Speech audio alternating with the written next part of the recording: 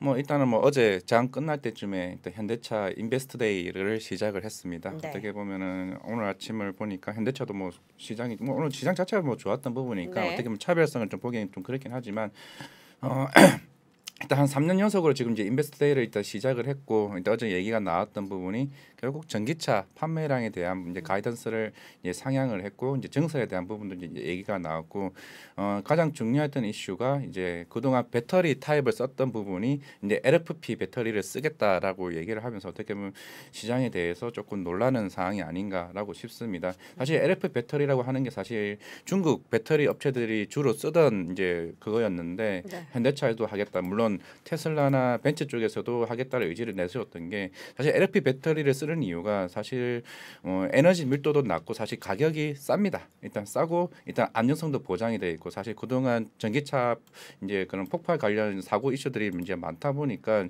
그런 얘기가 나오는 것 같은데 사실 그동안 썼던 이제 NCA 배터리나 이런 삼원계 관련 배터리 같은 경우는 니켈이나 항만이나 이제 코발트 같은 재료를 쓰는데 사실 그만큼 니켈 가격이 많이 올랐잖아요. 사실 여기 이런 배터리 같은 경우는 니켈이 거의 60% 정도의 이제 거의 들어가는 부분이기 때문에 하이니켈 배터리 자체는 한 80% 들어가지만 그만큼 니켈 가격이 많이 상승하게 되면서 배터리 가격도 올라가다 보니 이제 어떻게 보면 완성차 입장에서는 새로운 타입을 통해서 다양한 이제 전기차 차종을 어떻게 만들 수 있는 이제 그런 부분이기 때문에 그와 관련 이제 종목들로 하면은 이제 코인테크나 어떻게 보면 아무그린텍 그리고 이지 그리고 LNF 첨보와 같은 주식들이 어떻게 보면 오늘 시장에서 조금 관심을 갖지 않을까 싶습니다.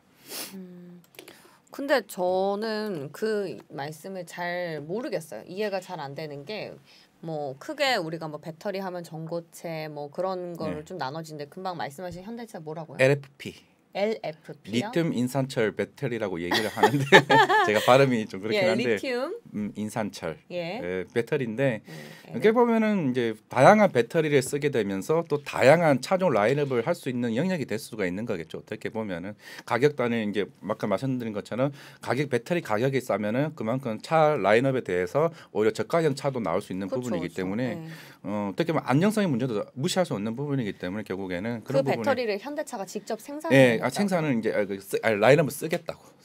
쓰게 이제 아, 물론 거기에 대한 만드는 회사들 아까 말씀드린 코인테크나 이제 뭐 이지나 아모그린텍이나 이제 LNF 첨보 같은 이제 양극재 만드는 쪽으로 해서 이제 그런 딴에 쓰겠지만 결국 이런 배터리를 이용한 플랫폼을 통해서 차량을 라인업을 더 확대해 나가겠다는 이슈가 이제 그런 얘기죠.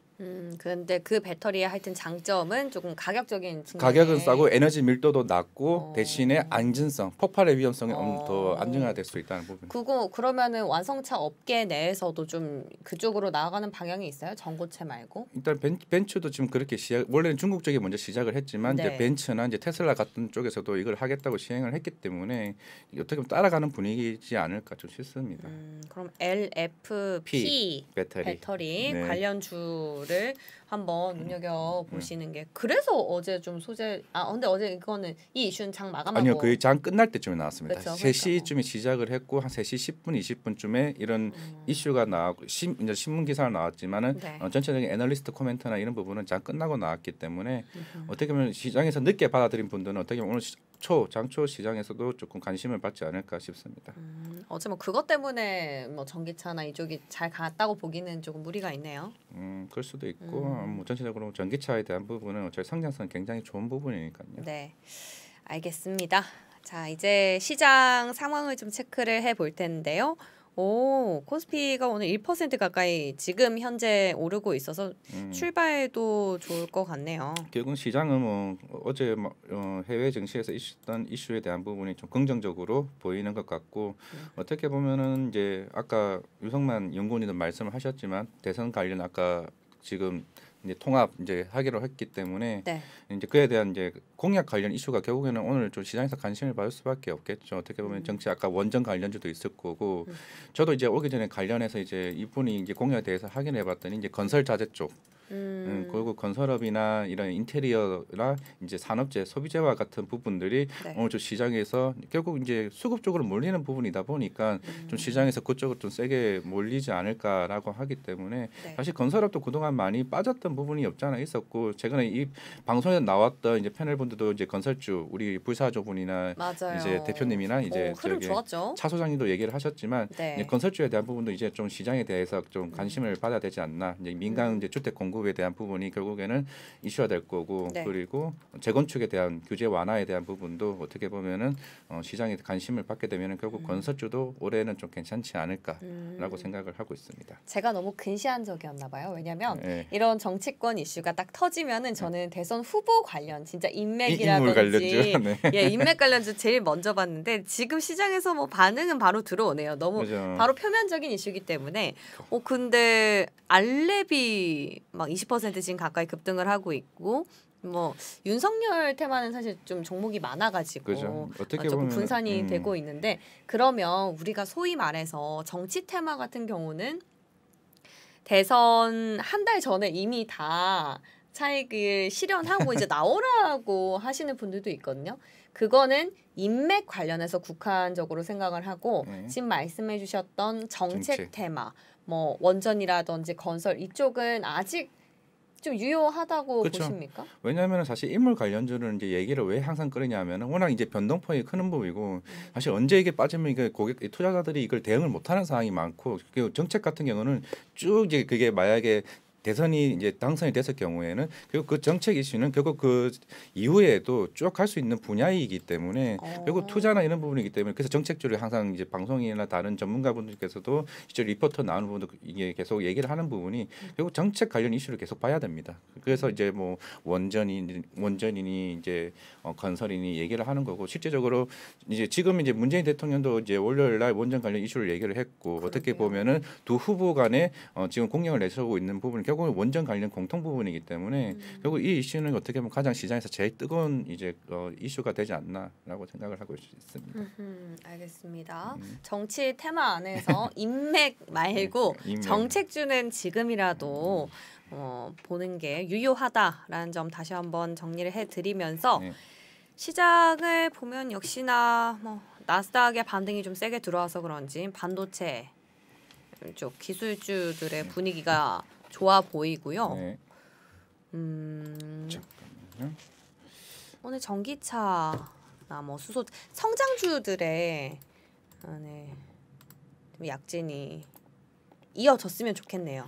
어떻게 보면 유가도 오늘 많이 올랐던 부분이 있기 때문에 지금 네. SK 뭐 이노베이션도 그렇고 뭐 전체적으로 유가 관련은 어떻게 보면 계속 이제 올라갈 수 있는 흐름이 되지 않을까 싶습니다. 어떻게 보면은 이거를 지지하게 누를 수 있는 분야가 정책이 어떻게 보면은 사라졌다라고 할 수 있는 부분이기 때문에 결국 오늘도 신재생 에너지나 하나솔루션과 같은 부분들이 좀 시장에서 관심을 갖지 않을까. 지금은 HSD 예. 엔진 같은 조선 쪽도 이제 흐름이 좋고요. 그러네요. SK 이노베이션 오늘 돋보입니다. 5% 가까이 지금 오르고 있는데 사실 성장주들이 지금 조금 흐름을 타고 있는 상황에서 유가라는 네. 호재까지 겹호재는 참 쉽지 않은데 SK 맞아요. 이노베이션 이제 다시 한 27만 원, 30만 원 선 그러니까 뚫어 가보길. SO일도 마찬가지고요. 결국 이제 네. 시장 자체가 진짜 사실 이제 뭐 8% 어제 10% 올랐고 오늘 18% 올랐는데 사실 이제 110달러에서 이제 120달러 올라가는 거는 10%가 아니고 7%, 5%면 금방 올라가는 그거라서 맞아요. 사실 150달러가 설마 되겠어가 아니라 어떻게 보면 굉장히 가깝게 올 수 있는 분야이기 때문에 어떻게 되면 그에 대한 빨리 대응 정책이 나와야 사실 우리나라 무역 수지도 좋아지고 이제 3월에 있을 미국 CPI 지수도 어떻게 보면은 좀 긍정적으로 나와야 될 상황이기 때문에 네. 물론 우리 수출이 잘 되면 상관은 없겠지만은 사실 그런 부분이 조금 부담은 요인은 될 수 있는 부분이지 않을까 싶습니다. 유류세를 또 한 번이나 하기에는 그렇죠. 사실 우리가 사실은 좀 부담스럽죠. 부담이 되죠. 지금 추경도 계속해서 편성을 하고 있는 마당에 세금을 내리면 어디서 재원을 얻겠습니까? 저는 근데 놀란 게 흥구석유 10,000원이 됐어요. 6,000원이었는데 흥구석유가 지금 10,000원이 돼가지고 놀랐고. 제가 한 달 정도 된 것 같은데 약간 앵커님의 성향이 약간 테마주를 좋아하는 사람인 것 아니 같습니다. 좋아하는 게 아니고 아니 뭐 주식은 하이리스크 하이리턴 아니겠습니까? 그럼요. 우리 여기서 이제 일지매님이 저랑 좀 비슷한 성향이신 것 같고. 게임주 좋아하시고. 원자재는 오늘 유가에 비해선 상대적으로 그런가요? 조금 주춤한데 그래도 오늘 시장 분위기가 전반적으로 좋을 것 같아서 생각보다 지금 어제 이제 올라갔던 CS민드나 하나솔루션, 태양광 풍력은 오늘 생각보다 좀 잠잠하네요.